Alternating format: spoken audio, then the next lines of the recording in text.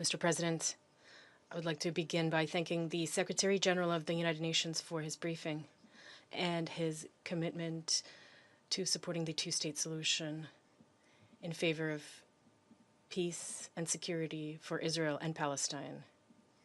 Yesterday, from the podium of the United Nations General Assembly at the Conference for the Two-State Solution, the President of the French Republic forcefully reminded us of what unites us: the urgency of ending the war in Gaza and giving peace a real chance. Today, at the Security Council, it is our collective responsibility to translate this demand into concrete decisions. Mr. President, France unequivocally condemns the terrorist attacks of October 7th, 2023. Nothing can justify terrorism. France also condemns the brutal attacks on innocent lives in Gaza, where hundreds of thousands of human beings have been plunged into hunger, fear, and mourning. France also rejects the unacceptable prospect of the forced displacement of the Gazan population. The expansion of the Israeli military offensive into Gaza City over the past week only inflicts further suffering on the population of Gaza. It is our duty to build a realistic alternative, faithful to our values and in accordance with international law. As famine continues to gain ground in the Gaza Strip, France is deeply concerned that this council failed to reach agreement last Thursday to call for a response to the humanitarian emergency. France's message is clear: all lives are equally valuable and all lives must be protected. The immediate and unconditional release of hostages still held by Hamas is a priority. This demand must go hand in hand with a permanent ceasefire in Gaza to end the suffering of the population in Gaza and allow for the safe, large-scale, and unhindered delivery of humanitarian aid. Mr. President, yesterday, the President of the French Republic announced France's recognition of the State of Palestine. This gesture reflects a profound conviction: the security of Israel and justice for the Palestinians are inseparable. They can only be guaranteed through the coexistence of two sovereign and democratic states living side by side in peace and security, with Jerusalem as their capital. This decision, shared by many other countries, opens a political path that we must consolidate. This path is structured around a roadmap, the New York Declaration, which France, along with Saudi Arabia and many partners, submitted and had adopted by the General Assembly thanks to the support of 142 states. This roadmap is based on two essential stages. The first, the emergency phase, aims to secure the release of hostages, the cessation of hostilities, and large-scale humanitarian access. We call on all parties concerned to resume negotiations as soon as possible and in good faith. In this regard, we commend the tireless mediation efforts of Qatar, Egypt, and the United States. The second stage is stabilization and reconstruction. A transitional administration excluding Hamas must be established in Gaza under the auspices of the Palestinian Authority, supported by the international community. It must ensure security, undertake the effective disarmament of Hamas, and address the urgent needs of the population. France, together with its European partners, stands ready to contribute, including through participation in an international stabilization mission to be decided by this Council at the appropriate time. This process also requires renewed and reformed Palestinian governance, fully implementing the commitments made. It also requires clear choices from Israel in favor of negotiation and respect for international law. The European Union, along with France, will condition its future cooperation on these commitments. Mr. President, the alternative is simple. Either we preserve the possibility of two states, and with it, peace, or we allow a permanent conflict to take hold with disastrous consequences for the region and beyond. France calls on this Council to act with the determination and sense of responsibility that is incumbent upon it. History will judge our ability to seize this moment. Thank you. I thank the representative of France for the statement. I now give the floor to the representative of the United States. Thank you, Mr. President. I find it, and we find it deeply regrettable that Council members have opted to convene this high-level UN Security Council briefing on Gaza on Rosh Hashanah, the Jewish New Year, knowing full well that that decision excludes Israel. And frankly, colleagues, it's a testament to how this Council has prioritized a lot of performance over serious efforts to actually advance peace. Serious efforts that President Trump, Secretary Rubio, his team, and partners like Egypt and Qatar are engaged in right now as we speak, to end this horrific war. There have been over 80 Council meetings on this issue since October 7th. The main outcome of these meetings, unfortunately, has been to embolden Hamas, to undermine and disrupt negotiations that are aimed at freeing all of the hostages and ending the war and ending the suffering that we all want to end. Unspoken today,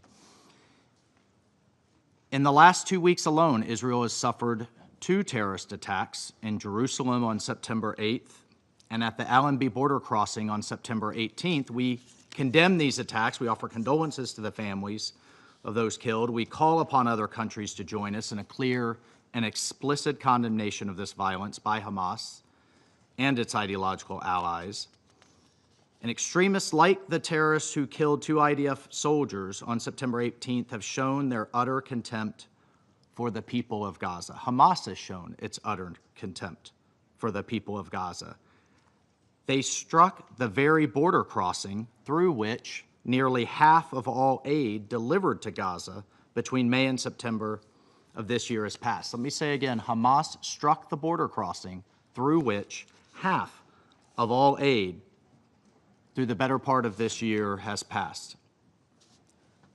No country here would willingly allow terrorists like this to threaten its people. Israel should not be expected to be any different. And of course, has the right to defend itself from groups that wish to do it harm. As Secretary of State Rubio recently said, as long as Hamas exists, there will be no peace in the Middle East. And every member here has seen evidence of how Hamas has starved hostages, has tortured them. We've heard the testimony of freed hostages and what they've endured in captivity. And sadly, some endure still. We, the United States, again demand Hamas immediately release all 48 remaining hostages and their remains, cease putting civilians in harm's way, cease sacrificing their own people for propaganda aims, that they disarm and that they surrender. This war could end today if that happened. But Hamas refuses. While Israel has accepted the negotiators' proposals, rewarding Hamas's refusal, whether with performative conferences or one-sided Security Council resolutions, colleagues, it undermines and it delays achieving the peace we all want. Unfortunately, yesterday's conference spoke to domestic audiences, but it will prolong this tragic war in Gaza, and it will prolong the suffering. Hamas stands emboldened today after that conference. We've rewarded its obstruction. We've undermined efforts to achieve peace in both the short and the long term. Unilateral recognition statements do not alter the reality on the ground. It does not alter the fact that there is not a Palestinian state to recognize. And at this point, there is no credible Palestinian partner for peace. The Palestinian Authority leaders from Ramallah are absent from New York this week because they failed to meet their Oslo commitments. The commitments were basic, including renouncing terrorism, renouncing violence, resolving issues through direct negotiations with Israel. The Palestinian Authority has failed to clear even those low bars. And their attempts to bypass negotiations through what can only be called lawfare, including at the ICC and at the ICJ, and its pushes for unilateral recognition of statehood. This charade it's disappointing. It is clearly fueled by domestic politics and has given Hamas a reward for refusing to surrender, as well as an incentive. They're now incentivized to hold on, keep holding the hostages in subhuman conditions. We call on the Council membership and the UN to change its course, to focus instead on to how to prevent Hamas from ever doing this again and to how to eliminate them, on how they should free the hostages and create a framework so that Gaza can have a better future than the life, that the people of Gaza can have a better future than the life they have endured under terrorists. Secretary of State Rubio recently traveled to Israel and Qatar to address the threat posed by Hamas, to advance the immediate return of all hostages, and to ensure humanitarian aid actually reaches civilians. And the United States will continue working tirelessly towards those ends. And the Secretary was clear. The United States supports a negotiated settlement that will lead to the release of every single hostage. The President was clear today in the General Assembly to that same end. We must lead to the elimination of Hamas, and we must end the war. In the interim, the United States has worked to support the delivery of humanitarian aid to civilians in Gaza with actual meaningful results. The Gaza Humanitarian Foundation has securely delivered more than 170 million meals directly to civilians. We have also seen the increased flow of humanitarian aid, including through UN entities. However, looting and diversion is undeniable and remains serious problems that must be addressed. The UN's own data shows that approximately 85% of UN aid sent to Gaza since May 19th has been looted. Colleagues, the fighting must end so the international community can concentrate on the very hard work of building a new Gaza, one that embraces peace and coexistence and rejects terrorism and violence. I thank you. I thank the representative of the United States for the statement. I now give the floor to the representative of China. 主席， President, I thank Algeria, Guyana, Pakistan, Sierra Leone, and Somalia for their initiative to convene this meeting, and thank Secretary General Guterres for his briefing. President, the Palestinian question is at the core of the Middle East issue, bearing on the Middle East's peace and stability and global peace and security. Over 7 decades or so, the Palestinian-Israeli situation